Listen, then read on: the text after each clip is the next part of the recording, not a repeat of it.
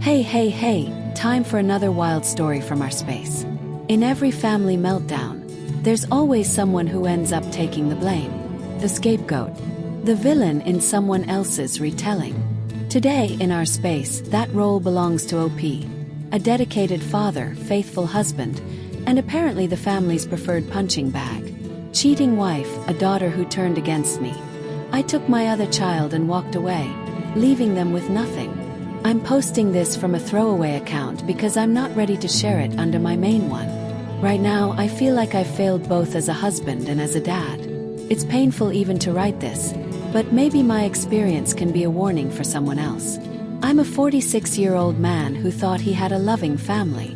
My wife, Natalie, 43F, and I had been married for 21 years. 2 decades together without any serious problems made me think I had marriage figured out. As far as I knew, Natalie had always been happy. Sure, we had our share of arguments, but nothing unusual. Just little spats that blew over in a couple of days. The best part of our marriage was our 2 daughters. Lisa, 19F, and Katie, 16F, have been my pride and joy from the day they were born. I've always loved them more than anything and tried my best to raise them into decent, responsible adults. I know how tough it is to raise good kids today, especially girls, so I tried to set rules while still being approachable when they needed advice or support. The problem was, Natalie had her own way of parenting, and it didn't match mine. She had a soft spot for Lisa, and she never hid it. From the moment Lisa could say, "Mama," they were inseparable. First, I thought it was sweet, but things changed when Kate came along. Lisa was clearly the favorite, and it bothered me.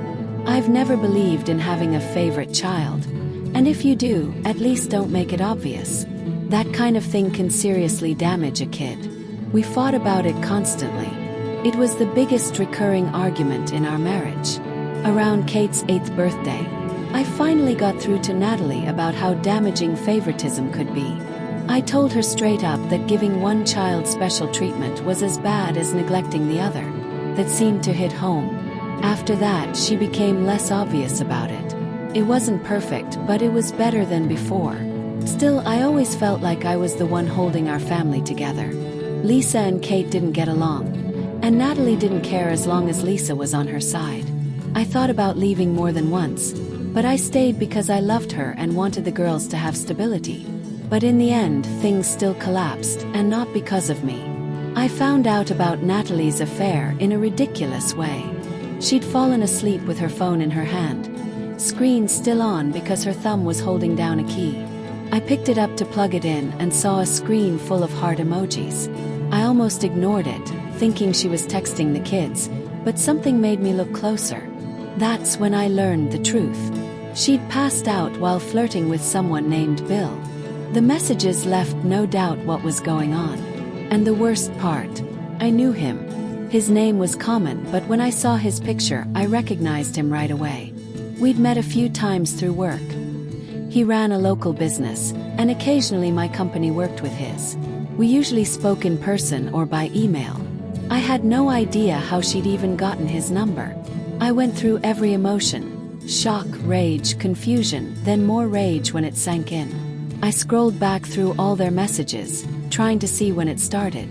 I never figured out how they met, but I did learn exactly how often they were seeing each other and what they were doing. Broke me. My chest felt tight, like I might be having a heart attack. I had to stop and breathe just to calm down. Physically I was fine, but inside I was wrecked. After 21 years, I thought we were past worrying about cheating. Why would she throw away decades together for a fling? I couldn't wrap my head around it. The next morning I said nothing. I hadn't slept at all, just went through the motions. Getting ready for work, helping Kate get ready for school, while my brain spun. Watching Natalie smile and play the perfect wife was surreal.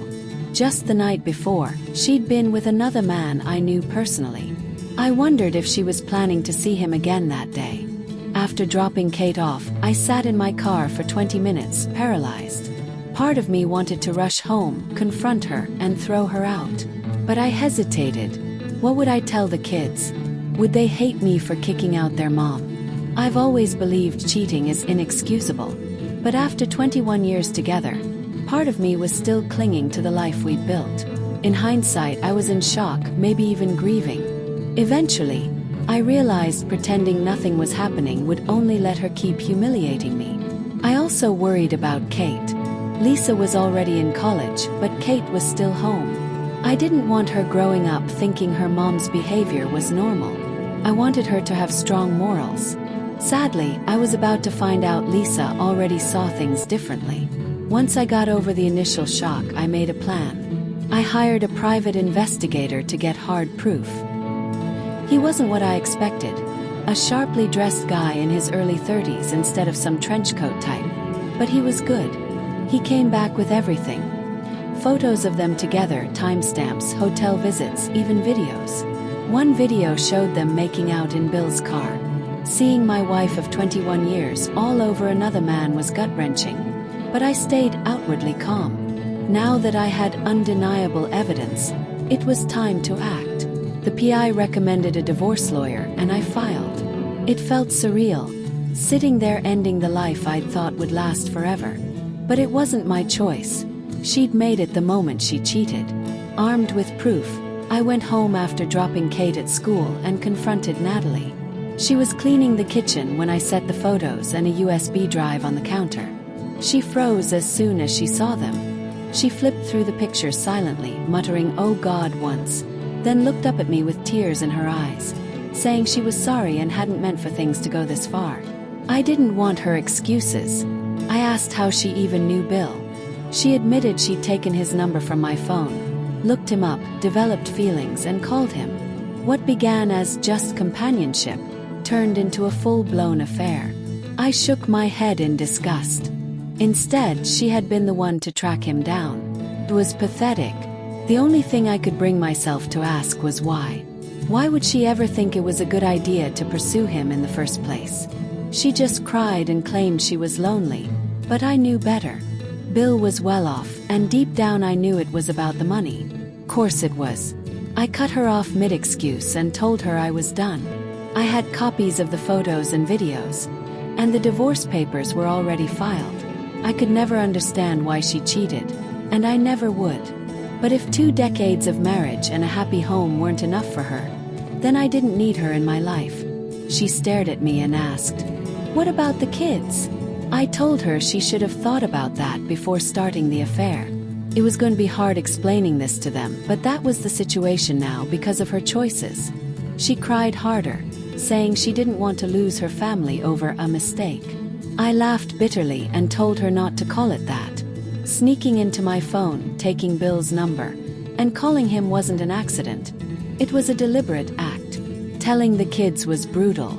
Kate took it badly, crying and asking if there was any chance we could fix things. I told her her mom had made a choice that I couldn't forgive. The trust was gone, and there was no way to repair it. Then came the conversation with Lisa. We'd told Kate not to mention it to her sister until we could speak face to face. That was easy enough since the two of them barely talked. Lisa came home the weekend after everything blew up. We sat her down together, even though by then I could hardly stand to look at Natalie, hoping it would help Lisa process it more maturely. I was in for a shock. When I finished explaining that her mom had cheated and I couldn't stay married to her, Lisa's only response was, "Is that all?" I was thrown off, but confirmed that was the whole story. She asked Natalie if it was true, and she nodded without meeting Lisa's eyes. Then Lisa turned on me. She called me insecure for destroying our family, over what she called a mistake. Something in me broke. I asked if she seriously thought that was just one mistake. I hadn't wanted to give the kids too many details, but at that point, I felt it was necessary. I told her exactly how her mom had gone into my phone, taken Bill's number, and pursued him. That wasn't a slip-up. It was a carefully planned move. Lisa didn't see it that way. She stood firmly by her mom, insisting she'd done nothing wrong and suggesting that I must have driven her away. Just like that, no proof, no hesitation, I was the bad guy. I looked at Natalie, expecting her to speak up. She stayed silent, head down, letting me take all the blame. She was willing to let our daughter believe I was the villain, just so she could keep someone in her corner. I didn't want to be around either of them after that. I was furious but also deeply hurt. I thought I'd raised Lisa better than this, but clearly I didn't know her as well as I thought. Now I'm stuck. The divorce is moving forward, but Lisa won't speak to me. She blames me entirely.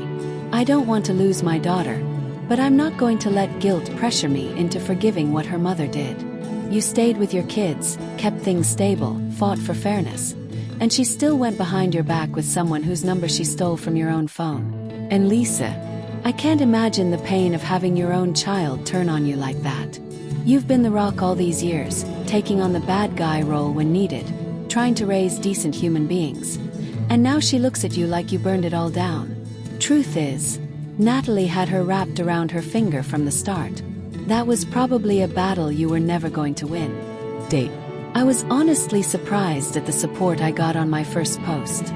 Maybe I was too hard on myself, calling myself a failure as a father. A lot of people pointed out that young women are bombarded with toxic messages these days. Lisa could have picked up that warped mindset from anywhere. Sure, I could blame school friends or the internet, but I think the reality is she's simply too attached to her mom. She'll forgive Natalie for anything, even tearing our family apart. And I'm the perfect scapegoat. The divorce was the hardest thing I've ever endured. Not just because of the financial and emotional strain, but because it fractured my family completely. I got custody of Kate without much of a fight. She was old enough for her opinion to carry weight, and she made it clear she wanted to live with me. That meant more to me than I can say. And having her with me has been one of the few things keeping me sane. Lisa, on the other hand, completely cut me off.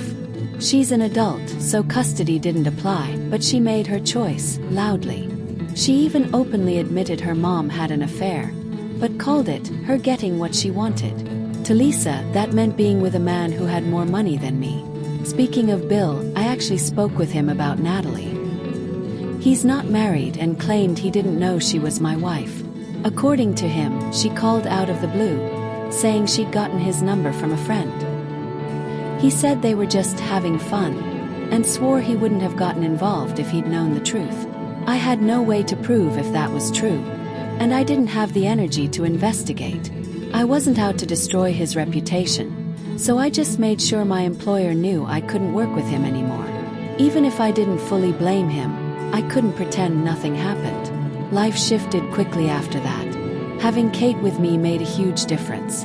When the divorce was finalized, I was awarded the house. The judge didn't want to uproot Kate more than necessary. Natalie's lawyer tried to argue for selling it and splitting the money, but the judge didn't agree. That win, after so many losses, meant everything. Kate moved in fully with me, while Lisa and Natalie got a small place together. Money was tight for them. Natalie didn't get the alimony she'd hoped for, and Bill didn't give her the upgrade she expected. In fact, he distanced himself the moment he realized she came with more baggage than he'd bargained for. The last time I saw Natalie and Lisa was when they came to collect their belongings. I sent Kate to a friend's house to avoid the tension. Natalie cried the whole time, barely speaking, while Lisa glared at me in silence.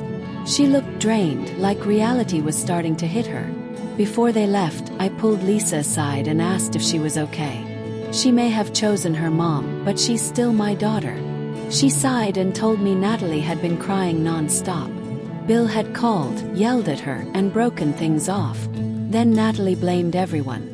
First me and Kate, then even Lisa, saying no man wanted to date a woman living with a teenager. I shook my head. Moving in with Lisa had been her idea. From the look on Lisa's face, I could tell she was realizing just how much her mom shifted blame onto anyone but herself.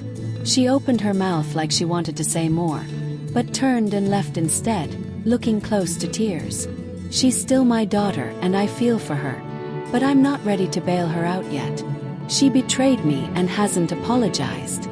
Maybe when she owns up to it, I'll start forgiving her. For now, I need to focus on Kate, shielding her from the fallout and helping her grow into a responsible young woman. I don't want her repeating her mom's or sister's mistakes. I've taken more time off to spend with her. Cooking, watching movies, just talking. I even started therapy, not because I was falling apart, but to make sure I'm not carrying bitterness that could poison our relationship. Lisa still hasn't apologized, but she's been messaging me lately. She and Natalie had a huge fight, and Lisa moved in with a friend. She said her mom's bitterness has only grown since the divorce and Bill's breakup. Without alimony or Bill's money, Natalie's been hit with reality. And I won't lie, I'm glad to hear it. Lisa hasn't outright said she's sorry, but she's checking in on me. I suspect she's edging toward wanting to reconcile. I'm not pushing it. I'm open to her being in my life again, but she needs to put in the work. Right now, my priority is getting myself and Kate steady again. Forgiving Lisa will come later. Lisa reaching out is something, but it's not an apology. And you're right not to fling the door open just yet. She needs to sit with what happened and decide if she's ready to take responsibility. What would you do in my situation? Drop your thoughts in the comments. And thanks for being here with us on our space. Don't forget to like, subscribe, and hit the notification bell so you never miss our next story. See you soon.